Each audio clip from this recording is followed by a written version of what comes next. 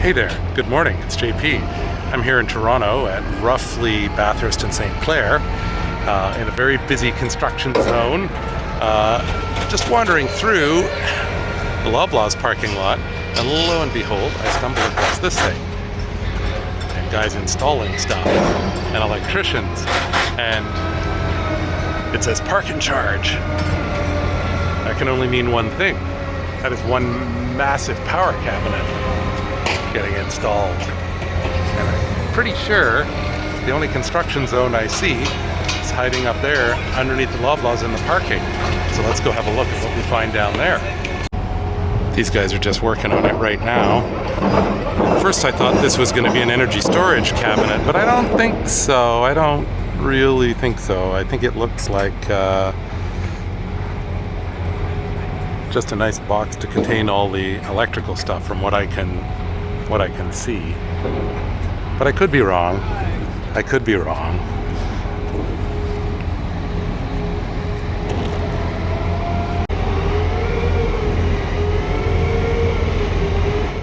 Now I see this thing sitting over here, and I see the nice big pad that they've cut out, and I look across the parking lot, or at least the tarmac here, and I don't see any fresh trenching. But I see a bit cut out over there. And if I look over here, I see this, and this, and this. And this all looks like new work. So I don't know where that goes, but it looks like it goes up on the roof. And I don't see it hanging out over here. And I don't see any new trenching here. So I don't know how it gets over there, but apparently it gets over there somehow. Now that we're down here, we can get a better look at this site in the underground. We've got the trench coming in over there. Don't know where it goes. Oh well, don't see anything over there. Leading over to these dispensers. 4 dispensers, CCS on the left, NACS on the right. 2 handles per dispenser. I'm going to presume that means we can charge 8 vehicles at once. Parking looks laid out to support that. It could be interpreted as pull-through if you needed it, although down here in the underground would be a terrible place to bring a trailer. I don't recognize these dispensers, but they look nice. And yeah, even from here I can clearly see that CCS handles on this end on all 4 handles, and it looks like NACS on the far end on all 4 handles. And they have nice little pickies on top to show you that too. Nice. Bollards are in. And then there's these big white drum things, don't know what they're for.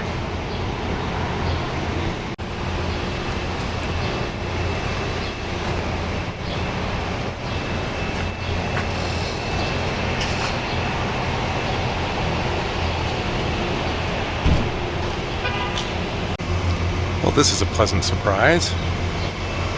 Wonder how long it'll be till they're operational. That's usually the slow part of this kind of thing, it seems. But they look kind of neat. I wish I could get closer to look at the data labels, but in time, in good time. So I just had a little chat with the guys working on this, and they tell me that thing is primarily there for brief backup power and peak shaving for the store, that it has an integrated energy buffer.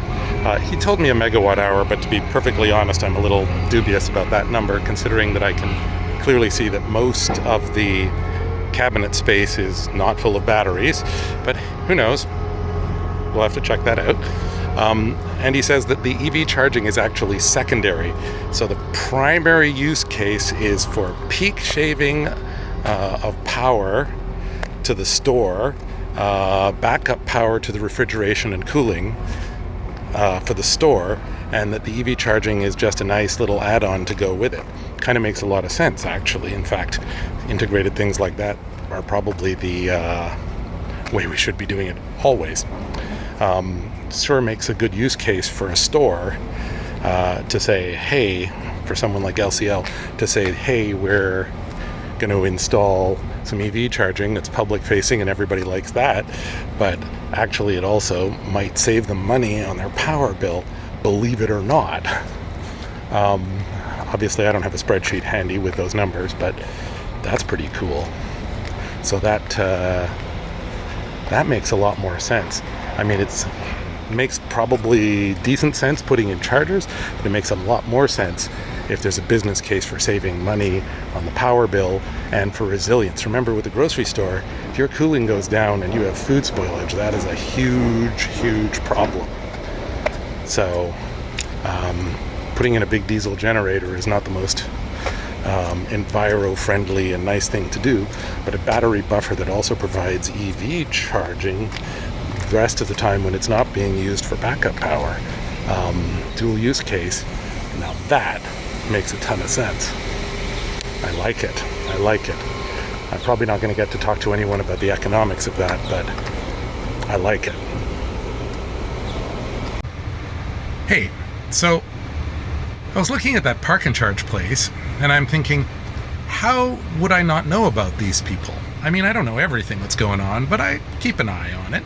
But, new stuff pops up, crosses my radar all the time. Anyway, so of course I Google them, and lo and behold, I should know about them. And I kind of do. So there's a few things to unpack here, but let's start off with the top level stuff. These guys have been around for a while, as it turns out, but they are operating that arm under a new name, Park+Charge. I don't know how new that is, but it's not that old. So I thought I recognized the play when the guy said that it was energy storage powering the facility, but also providing EV charging, battery buffered EV charging. And I'm like, it's tickling my brain. Turns out, of course, these guys have been around for a while. The parent company is called eCamion. The face that you may have seen is Joule Charging. And they've been around for a while and have done a few different interesting battery-backed charging installations. The most recent ones prior to these have had a charging dispenser in the shape of a big J. There was one at the Loblaws in fact, there still is one at the Loblaws at Bayview Village. And they're kind of weird. There's not a lot of them around, but I thought I would show that to you guys at some point. I have a quick look on PlugShare, and lo and behold, that has now been rebranded as Plug+Charge. So, Joule Power is the commercial brand-facing identity of eCamion, and Park+Charge, or Charge and Park, is the consumer-facing brand that they have now switched to using. Editor JP here. Not quite. Park+Charge is owned by Loblaw. It's a network that they created in partnership with Joule that they're installing at their stores. They've actually been around since 2022, I think, is when they announced the partnership, and they've rebranded some of the previously Joule branded chargers as Park+Charge. Now, it seems that looking at their map, they have a whole bunch of locations already in existence, and of course those are the old Joule Power stations and some of the newer Park+Charge locations. Seems that these stations are all battery buffered. No surprise, that's what eCamion has been building for years, maybe even a decade now. I had gone out to their location in, where is it, Scarborough, I think, somewhere over there, maybe a decade ago or something like that, and they used to have a bunch of, we'll call them demonstration or test stations that they would set up in their parking lot. And you wouldn't have to pay, but they'd show up on PlugShare and they'd be there for a few weeks or a few months, and then they'd tear it down and replace it with something else. So these guys have been around for a while. Anyways, modern era.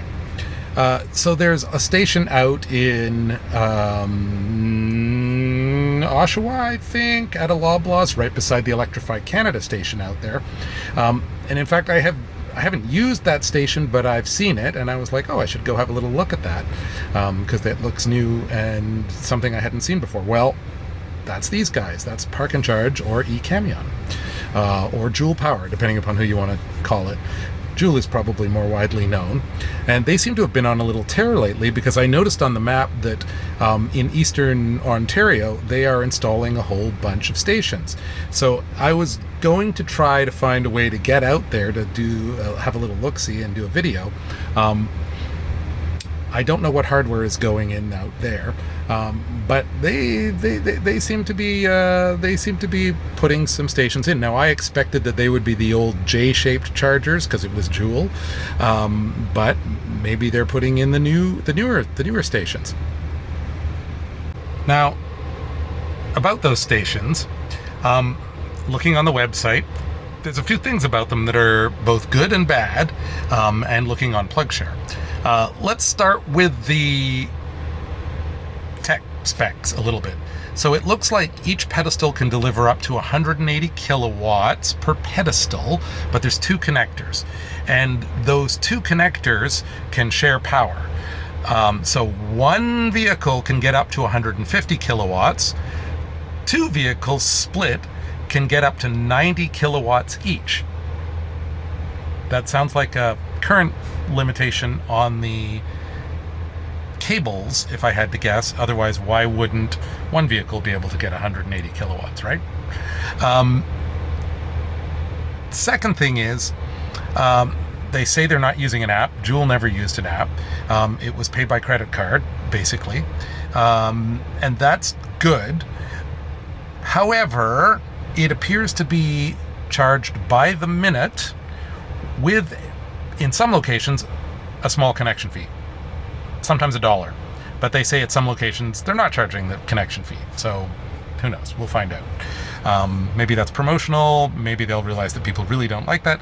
Maybe they'll realize that if people have trouble getting connected and they have to disconnect and reconnect and disconnect and reconnect, that the customer service calls for those connection fees are just not worth the hassle. The other thing that's kind of not great is they're not charging for energy. They're charging by connection time. So if your vehicle is charging slowly because it's cold, you're going to be paying by the minute. Another thing that's not so great is they're doing tiered pricing for power levels. It looks like they have 3 different tiers.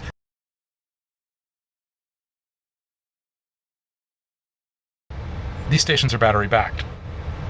And even though those guys said that it had a megawatt hour of storage, which is a lot, you can still easily imagine that if their business plan involves peak shaving for the store, as well as charging EVs during the day, that megawatt hour will go away pretty quickly.